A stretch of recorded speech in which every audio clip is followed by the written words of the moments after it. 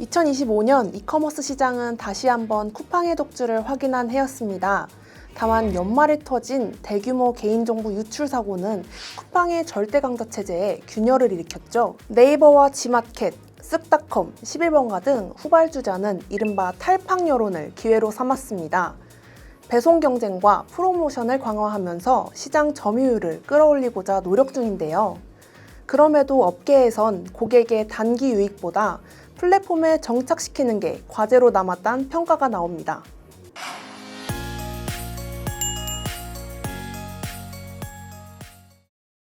(2026년) 새해가 밝았습니다. 되돌아보면 지난 한 해 유통산업은 구조적 전환이 본격화된 시간이었습니다. 기업들은 생존과 수익성을 중심으로 전략을 재편했습니다. 이커머스와 식품, 뷰티 산업을 중심으로 2025년 유통가의 주요 이슈를 짚어봅니다. 더벨 산업 3부 윤진현입니다. 2025년 이커머스 시장은 다시 한번 쿠팡의 독주를 확인한 해였습니다. 쿠팡은 멤버십 가격 인상과 노동 환경 논란 등에도 불구하고 실적 성장세를 이어갔습니다. 다만 연말에 터진 대규모 개인정보 유출 사고는 쿠팡의 절대 강자 체제에 균열이 생긴 계기입니다. 3,300만 계정 정보 유출은 정부 TF 가동과 국회 청문회로 이어지며 신뢰 문제를 수면 위로 끌어올렸습니다. 네이버, 지마켓, 쓱닷컴, 11번가 등 후발주자는 이른바 탈팡 여론을 기회로 삼았는데요. 배송 경쟁과 프로모션을 강화하면서 시장 점유율을 끌어올리고자 노력했죠. 그럼에도 업계에선 고객의 단기 유익보다 플랫폼에 정착시키는 게 과제로 남았다는 평가가 나옵니다. 결국 점유율 경쟁이 아니라 플랫폼 리스크를 누가 감당할 수 있느냐의 싸움으로 접어든 건데요. 쿠팡 독주가 이어지는 가운데 후발주자들의 선택은 각기 달랐던 것도 사실입니다. 지마켓은 알리바바와의 합작법인 편입으로 지배구조 재편을 마무리하며 글로컬 전략을 전면에 내세웠습니다. 알리바바의 글로벌 유통망을 활용해 K브랜드를 해외로 확장하는 동시에 MAU 확대를 노리는 전략입니다. 11번가 역시 IPO 부담에서 벗어나 SK 플래닛폼으로 돌아가며 흑자 전환에 집중할 수 있는 시간을 벌었습니다. 쿠팡을 당장 이기기보다 먼저 살아남을 구조를 만드는 과정을 밟은 기업들도 대부분입니다. 2025년 식품업계의 가장 큰 변화는 세대 교체의 속도였습니다. 오너 3세와 4세가 단순한 경영 수업 단계를 넘어 부사장, 부회장, 사장 등 핵심 요직에 전진 배치됐습니다. 대표적인 예시로 신동원 농심회장의 장남 신상열 전무가 이달 1일부로 부사장으로 승진했습니다. 93년생인 신 부사장은 2019년 경영기획팀 사원으로 입사해 고속 승진을 거듭했습니다. 신 부사장은 오너 3세 중 농심홀딩스 지분을 가장 많이 보유하고 있습니다. 삼양 라운드스퀘어도 94년생 정병우 상무를 전무로 승진 발령했습니다.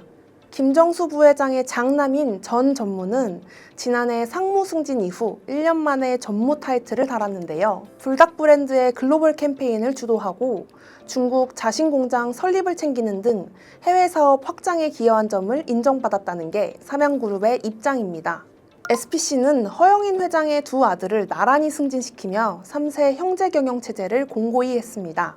장남 허진수 파리크라상 사장은 부회장으로 차남 허이수 비알코리아 부사장은 사장으로 각각 승진했습니다. CJ그룹의 오너 4세 이선호 CJ제일제당 식품성장추진실장도 지주사 미래기획 그룹장에 임명됐습니다. 이처럼 주요 그룹이 젊은 오너들에게 해외 확장과 신사업 발굴이라는 중책을 맡겼습니다. 이는 단순 승계가 아니라 내수 한계와 소비 세대 변화 속에서 누가 미래 먹거리를 책임질 수 있느냐에 대한 시험대이기도 합니다. 업계에선 향후 2~3년간의 실적이 승계 속도와 오너 경영의 정당성을 가를 분수령이 될 것으로 보고 있습니다. 2025년 K뷰티 산업은 지형도가 분명히 달라졌습니다. LG 생활건강과 아모레퍼시픽으로 이루어지던 2강 구도가 흔들렸는데요. 이때 인디 브랜드를 앞세운 APR이 시가총액 10조 원을 돌파하며 대장주로 올라섰습니다.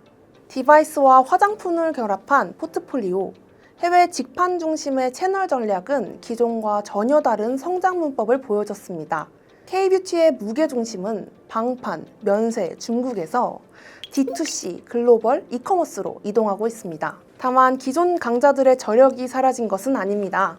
아모레퍼시픽은 글로벌 리밸런싱을 통해 구조 조정을 마무리했고 LG생활건강은 대표 교체와 함께 포트폴리오 재편에 나섰습니다. 인디 브랜드가 속도로 시장을 흔드는 동안 대형사는 오랜 시간 쌓아온 브랜드 자산으로 반격을 준비하고 있습니다. 2025년은 승부가 끝난 해가 아니라 K뷰티의 문법이 바뀐 원년으로 기록될 가능성이 큽니다. 2025년 국내 백화점 업황은 회복이라는 표현을 조심스럽게 꺼낼 수 있는 국면에 접어들었습니다. 고물가와 소비 둔화 여파로 상반기 내내 부진을 겪었으나 3분기 들어 주요 점포를 중심으로 숨고르기에 성공했습니다. 다만 이번 반등은 전면적인 소비 회복이라기보다 특정 점포와 카테고리에 국한된 선택적 회복이라는 점에서 한계를 함께 드러냈습니다. 3분기 실적 흐름에서 롯데백화점, 신세계백화점, 현대백화점 등 주요 3사는 모두 상반기 대비 개선된 모습을 보였습니다. 다만 실적을 떠받친 것은 본점, 강남, 압구정, 센텀시티 등 플래그십 점포였습니다. 카테고리 측면에서도 럭셔리 주얼리, 워치, 해외 패션 등 고가 품목의 회복이 두드러지며 소비 여력이 있는 고객층의 지출이 먼저 살아난 흐름이 확인됐습니다. 동시에 올해는 수년간 이어진 리뉴얼 투자가 성과로 전환되기 시작한 해이기도 합니다. 식품관과 럭셔리 전문관 중심의 리뉴얼을 통해 체류 시간과 객단가가 개선되며 매출 구조가 달라졌습니다.